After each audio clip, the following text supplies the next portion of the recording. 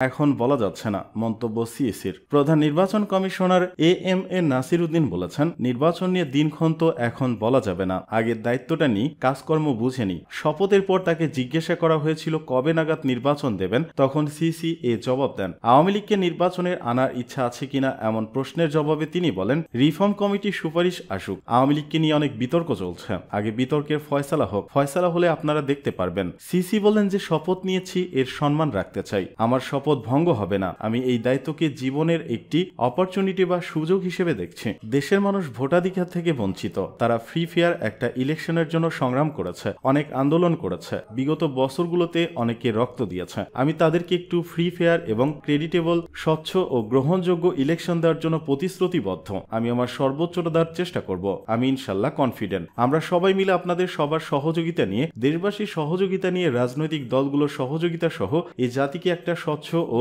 গ্রহণযোগ্য নির্বাচন উপহার দিতে পারব। আরেক প্রশ্নের জবাবে তিনি বলেন, সংস্কার একটা চলমান প্রক্রিয়া, নির্বাচন করতে গেলে কিছু এসেনশিয়াল সংস্কার লাগবে, যেমন এখন নানা রকম কথা হচ্ছে, আনুপাতিক ভোটের হারে এবং আগের নিয়মে হবে।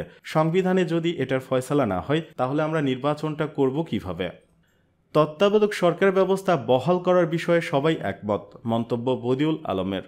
নির্বাচন ব্যবস্থা সংস্কার কমিশনের প্রধান বদিউল আলম মজুমদার জানিয়েছেন, নাগরিক সমাজ, বুদ্ধিজীবী ও শিক্ষক প্রতিনিধিদের সবাই তত্ত্বাবধায়ক সরকার ব্যবস্থা বহাল করার বিষয়ে একমত হয়েছেন। রোববার সকালে রাজধানীর আগারগাঁয়ে নির্বাচন ভবনে নির্বাচন ব্যবস্থা সংস্কার কমিশনের সঙ্গে নাগরিক সমাজ, বুদ্ধিজীবী ও শিক্ষক প্রতিনিধিরা সংলাপ করেন। সংলাপ শেষে সংস্কার কমিশনের প্রধান সাংবাদিকদের কথা জানান, সংলাপে না ভোটের বিধান রাখার ব্যাপারে সবাই একমত ছিল বলে জানান বদিউল আলম মজুমদার। তিনি বলেন, আগে নির্বাচন কমিশন যে বিতর্কিত, কলঙ্কজনক ও পাতানো নির্বাচন করেছে, তার মাধ্যমে তারা শপথ ভঙ্গ করেছে, সংবিধান লঙ্ঘন করেছে, তাদের বিচারের আওতায় আনার কথা প্রায় সবাই বলেছেন। রাজনৈতিক দলের মধ্যে গণতন্ত্র প্রতিষ্ঠিত না হলে দেশে গণতন্ত্র প্রতিষ্ঠিত হবে তা আশা করা দুরাশা বলে মনে করেন সংস্কার কমিশনের প্রধান। তিনি বলেন, নির্বাচন কমিশনকে স্বাধীন ও শক্তিশালী করতে হবে, কমিশনকে আর্থিক স্বাধীনতাও দিতে হবে, এমন শক্তিশালী ও স্বাধীন হতে হবে যে নির্বাচন কমিশনকে সরকারের অধীন একটা সরকার করতে হবে। জাতীয় সংসদের নারীদের জন্য সরাসরি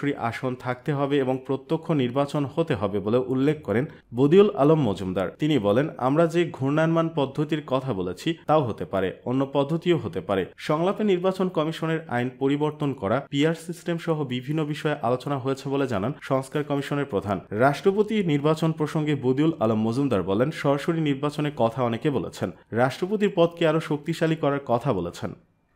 ডক্টর ইউনূসের ইমেজ কাজে লাগিয়ে টাকা ফেরত আনা সম্ভব। অর্থ পাচার নিয়ে প্রথমেই যেটা বলতে চাই তা হলো, বাংলাদেশ থেকে বড় অঙ্কের টাকা বিদেশে নিয়ে যাওয়ার কোনো সুযোগ নেই। আমি বাংলাদেশ ব্যাংকে থাকার কারণে এটুকু জানি, যদিও আমি উপদেষ্টা বা অর্থনীতিবিদ হিসেবে যা দেখেছি জেনেছি, তবে ভেতরের মানুষগুলোর এ ব্যাপারে আমার চেয়ে জ্ঞান বুদ্ধি বেশি। তারা আমাকে যেটা বলতো তা হলো, পাচারকারীরা তাদের পাচারের একটি অংশ ব্রিফকেস দিয়ে নগদ ডলার হিসেবে নিয়ে যেত, বলা যায় ক্যাশ ডলারই বাজার থেকে চলে যেত।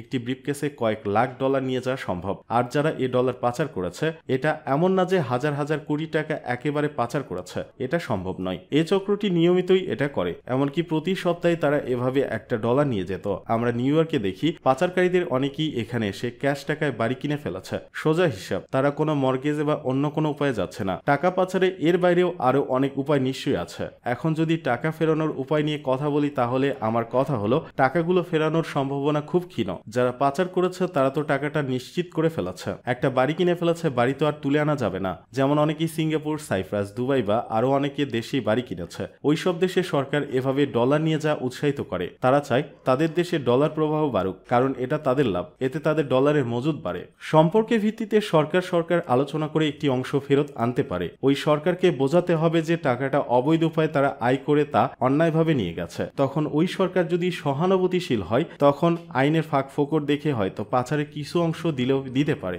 এর বাইরে পাচারকারী ওইসব দেশে তাদের বিনিয়োগ নিয়ে কোনো ঝুঁকিতে নেই, আইনেই তাদের সুরক্ষা দেওয়া আছে। কেউ যদি সিঙ্গাপুরে টাকা নিয়ে যায়, ওই দেশের সরকার প্রধান খুশি হয়ে তাকে ডিনারেও ডাকতে পারে, কিন্তু সেখানে বরফ গলতে পারে যদি প্রফেসর ইউনূস গিয়ে তাকে বলে যে আমাদের এরকম একটা লোক এভাবে টাকাটা নিয়ে এসেছে, আমাদের হেল্প করো, কিছুটা তোমরা রাখো, বাকিটা আমাদের ফেরত দিয়ে দাও। এভাবে হতে পারে। মোট কথা, ডক্টর ইউনূসের ইমেজ কাজে লাগিয়ে পাচারের টাকা ফেরত আনা সম্ভব। কথাগুলো লিখেছেন বাংলাদেশ ব্যাংকের সাবেক অর্থনীতিবিদ।